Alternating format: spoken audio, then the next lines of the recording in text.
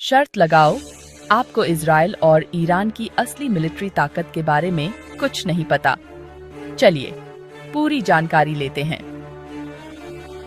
Israel के पास इन 70,000 active duty personal और 460,000 reserves हैं और उनका डिफेंस स्पेंडिंग करीब $24 बिलियन है।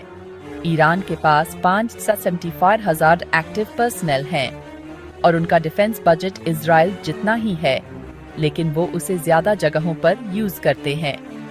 इजराइल की एयरफोर्स, जिसमें F-35I, F-15 और F-16 फाइटर्स हैं, बहुत ही बढ़िया है। ईरान की एयरफोर्स थोड़ी पुरानी है, लेकिन वो उसे अपग्रेड कर रहे हैं और उनके ड्रोन और मिसाइल प्रोग्राम्स भी काफी अच्छे हैं। इजराइल के पास आयरन डोम से लेकर डेविड्स स्लिंग तक कई लेयर्स वाला मिसाइल डिफेंस सिस्टम है। ईरान के पास बहुत सारे बैलिस्टिक मिसाइल हैं और उनकी नेवी बहुत बड़ी है और वो एसिमेट्रिक वॉरफेयर पर डिपेंड करते हैं। और उनकी एडवांस्ड साइबर कैपेबिलिटीज और न्यूक्लियर आर्सेनल के बारे में भी मत भूलिए। अगर अलायंसेस की बात करें तो इजराइल के साथ यूएस है, जबकि ईरान के हिजबुल्लाह, रशिया और चाइना के साथ संबंध हैं। इजराइल की ताकत उसकी टेक्नोलॉजी और प्रिसीजन में है, जबकि ईरान के रीजनल इन्फ्लुएंस और उसकी विशाल सेना को नजरअंदाज नहीं किया जा सकता। ये सिर्फ नंबर्स का गेम नहीं है, इसमें स्ट्रैटेजी, टेक्नोलॉजी और अलायंसेस भी मैटर करते हैं।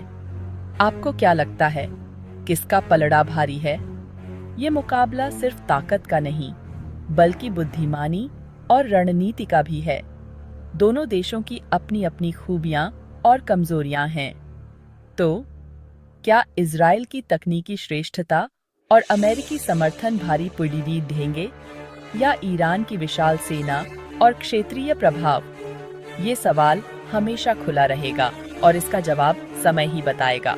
ऐसा क्यों है कि 70% मिलिट्री एक्सपर्ट्स मानते हैं कि इजराइल की एयरफोर्स ईरान की मिलिट्री पर भारी पड़ेगी।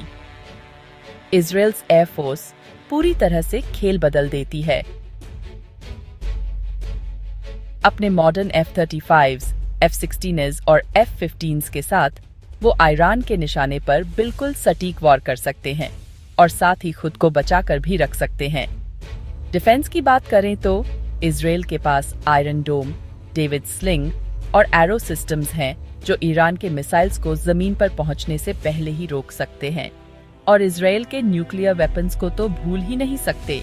ये एक ऐसा खतरा है जिसका मुकाबला ईरान नहीं कर सकता। लेकिन बात सिर्फ वेपन्स की नहीं है। साइबर वॉरफेयर में इजराइल का हुनर उसे और भी मजबूत बनाता है।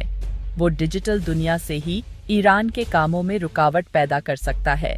हाँ, ईरान के पास बैलिस्टिक मिसाइल्स तो हैं, लेकिन उनमें से ज्यादातर को इजराइल के डिफेंस सिस्टम्स नष्ट कर देंगे। और अपनी पुरानी एयरफोर्स के साथ ईरान आसमान में मुकाबला करने में बहुत पीछे रहेगा। भौगोलिक स्थिति को देखते हुए जमीन पर युद्ध होने की संभावना नहीं है। ये लड़ाई सिर्फ हवा और मिसाइल से ही लड़ी जाएगी और इजराइल की तकनीकी बरहत के कारण ईरान के लिए जीतना मुश्किल है। तो क्या ईरान वाकई में मुकाबला कर सकता है? आसमान कुछ और ही कहानी बयान कर रहा है।